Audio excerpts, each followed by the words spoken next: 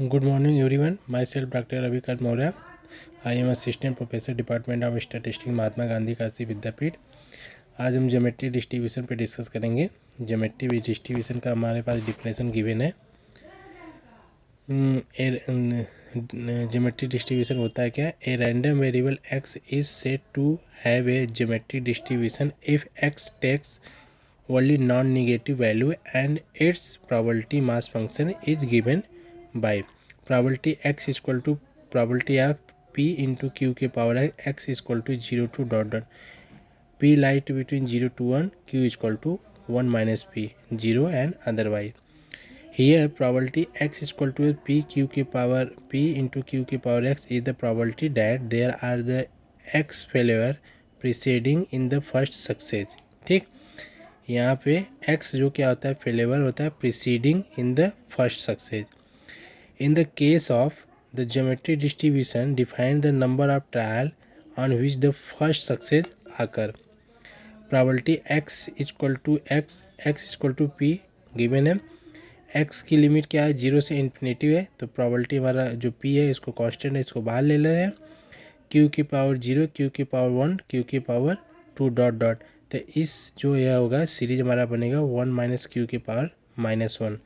तो 1 minus Q की value की जगह क्या होती है, p होती है, तो इसको कर देंगे दिस। ठीक है, अब मोमेंट जेनरेटिव फंक्शन हम फाइंड आउट करते हैं ज्योमेट्री डिस्ट्रीब्यूशन का। मोमेंट जेनरेटिव फंक्शन हम जानते हैं, इससे इंडिकेट करते हैं, ऐसे कैलकुलेट किया जाता है e के power tx p into q के पावर x। ठीक, जो प्रोबेबिलिटी क्या हो जाएगा यहाँ पे,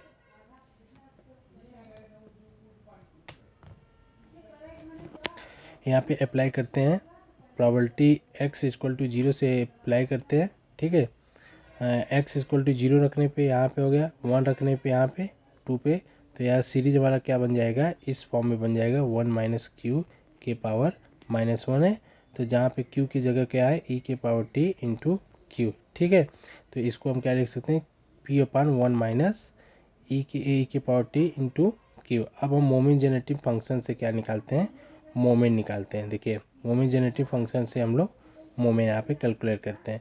तो mu r prime equal to होता है r derivative with respect to t equal to 0। अब इसका डिफ्रेंसिएशन करेंगे तो आर की जगह पे हम आर की जगह पे 1 पुट करेंगे, तो 1 पुट करेंगे तो 1 टाइम डेरिवेटिव हो जाएगा, तो उससे हमको क्या हो जाएगा, मीन निकल जाएगा। पी अपान 1 माइनस ई के पावर टी क्यू ये हो जाएगा। तो म्यू 1 प्राइम क्या हो जाएगा, इसको कैलकुलेट करेंगे तो यहाँ पे हो जाएगा μ1 बाई क्यू बाई पी। अब आर की जगह पे 2 रखेंगे तो यहाँ पे सेकेंड डेरिवेटिव हो जाएगा। ठीक है, सेकेंड डेरिवेटिव को सॉल्व करने पे आया इसकी वैल्यू यहाँ पे दिस। अब आर की जगह पे 3 रखेंगे तो सेकेंड डेरिवेटिव हम लोग को फाइंड आउट यहाँ से किए थे। अब इसके सेकेंड डेरिवेटिव को हम फिर से डेरिवेटिव कर रहे हैं, तो μ3 प्राइम इक्वल टू यहाँ से देखिए μ3 प्राइम यहाँ पे कैलकुलेट करने पे आया दिस। ठीक है, अब क्या करेंगे, अब सेंट्रल मोमेंट की बात करेंगे। μ4 प्राइम क्या करेंगे हम लोग, 4 डेरिवेटिव कर देंगे विथ रिस्पेक्ट टू टी। ठीक, इसी का हम 4 टाइम मतलब एक बार और डेरिवेटिव कर देंगे तो μ4 प्राइम निकल जाएगा। अब आता है central moment of geometric distribution. μ2 equal to होता है μ2 प्राइम माइनस μ1 प्राइम का स्क्वायर। ठीक है, तो यहाँ पे μ2 प्राइम गिवन है, μ1 प्राइम गिवन है, तो μ2 इक्वल टू दिस। तो μ2 की वैल्यू क्या हो जाएगी, q प्लस पी का होल स्क्वायर। ठीक, अब यहाँ इसको सिंप्लीफाई कर देंगे तो μ2 इक्वल टू जाएगा q अपान पी का स्क्वायर। तो μ3 भी यहाँ पे ऐसे कैलकुलेट कर दिया। अब recurrence of the geometric distribution क्या होता है, we know that the probability mass of the geometric distribution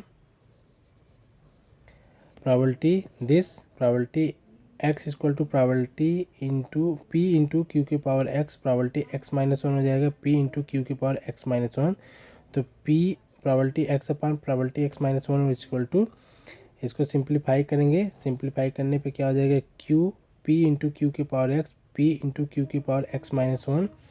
तो इसको क्या कर सकते हैं हम लोग, q को क्या लिख सकते हैं, 1 बाई क्यू। देखिए 1 बाई क्यू लिखे हैं, तो यहाँ पे p probability x upon p, probability x minus 1 is equal to this. तो probability x is equal to q into p probability x minus 1. Thank you.